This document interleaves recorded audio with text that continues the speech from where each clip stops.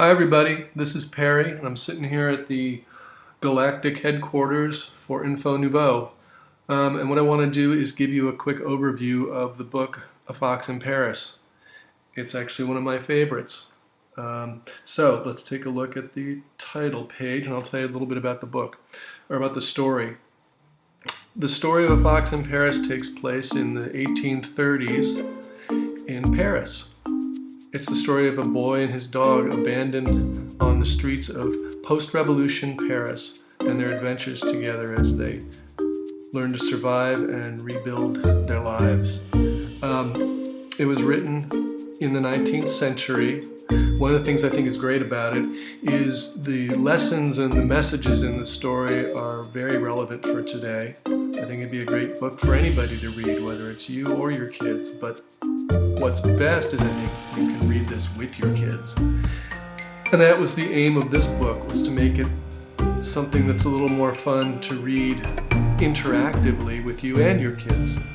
And so to that end, we added a few fun little touches to the book that hopefully don't get in the way of the story itself. I don't think they do. And I'm going to show you a couple of them to let you see how the story works. Let's go to the table of contents.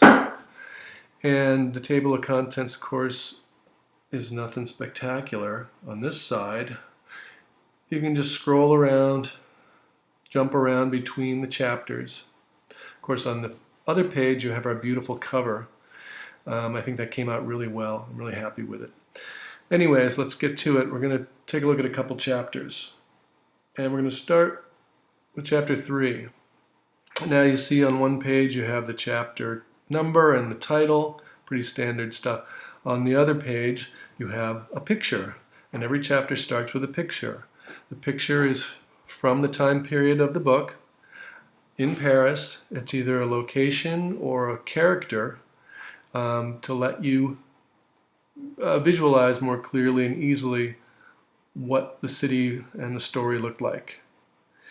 And more on the Where's Lucian balloon in a minute. So anyways, you can then turn the page and you start reading, just like any book. From that comfortable place halfway between asleep and awake, Lucian listened drowsily to the big clock striking 7. Slowly the soreness of his muscles made him conscious of the hard bed he was lying upon. Lazily he stretched himself and opened his eyes, blinking them at the setting sun. "Where am I?" he mumbled, sitting up. "Oh yes, I remember now. I'm in Paris. I've such a good long sleep. You must be tired waiting for me, Gustave." There was no reply. The rest of it you're going to have to read for yourself. Sorry, I don't want to give it away. Let's take a look at another chapter. How about chapter 11, Mr. Raymond?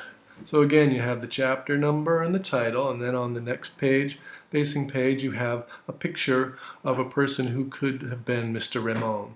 This is a painting that was painted right around the time the story was written, or the story takes place, rather. And it shows a gentleman walking in the rain on the streets of Paris. Now, if you want to keep track of where the story is happening, that's where the Where's Lucian button comes in. If you click on the play button, you get to see where Lucian and Fox actually are in the city in that chapter. Boom, there you go. Got a little call out that shows you what street and what block they're on. And you can play that as many times as you want to. Once you've played it and you've taken a look at it, again, you just turn the page and you're back into the story. Father Latouille, meanwhile, was putting in a very anxious time. He was filled with self-reproach for having been so easily persuaded to allow Lucian to go off with the Masons. As evening gave way to night, his imagination took wild flights and he conjured up visions of all sorts of dreadful happenings to the child, of whom he had become very fond. Anyways, again, you're going to have to read the rest of it for yourself. Now I want to show you one more thing that's not even in the table of contents. You have to get through the book, go all the way to the back, and here you have another map, and this ties all the chapter maps together. This shows all the chapters and where they occur around the city with the little yellow callouts. And you click the link, And what it does is it takes you right to a website that we've built. And what does it show you?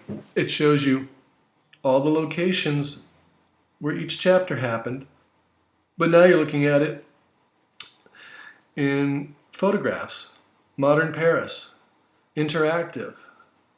You can look around the city and get a real sense of where the story takes place. Let's look at another one about chapter 9. Oh yeah, chapter 9. There we go. We all recognize that. So you can do this for every chapter in the book.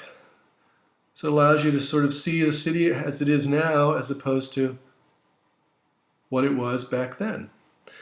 You can actually take this book on your iPad to Paris and do a walking tour. Excuse me. And do a walking tour of the city if you wanted to. A Fox in Paris tour. Somebody actually suggested that we should do a scavenger hunt based on this website, but I don't know if we'll be able to pull that off. If we do, we'll keep you posted. So there you have it. Those are the little tidbits I wanted to show you because that's the majority of what we did. Like I said, it's a great book. It's a great read for kids or for adults.